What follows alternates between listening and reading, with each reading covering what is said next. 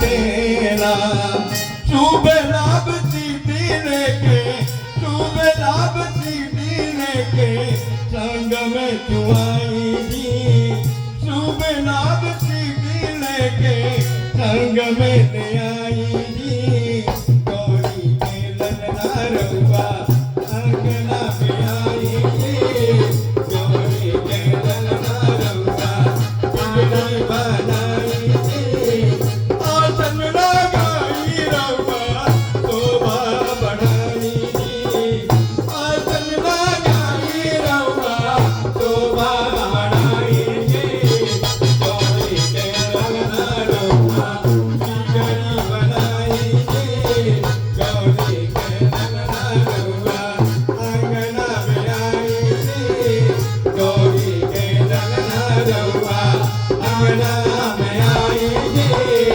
गौरी के ललना रउआ अंगना में आएगी गौरी के ललना रउआ।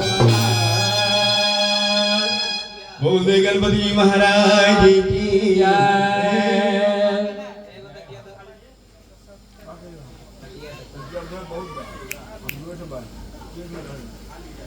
साउंड कम थोड़ा।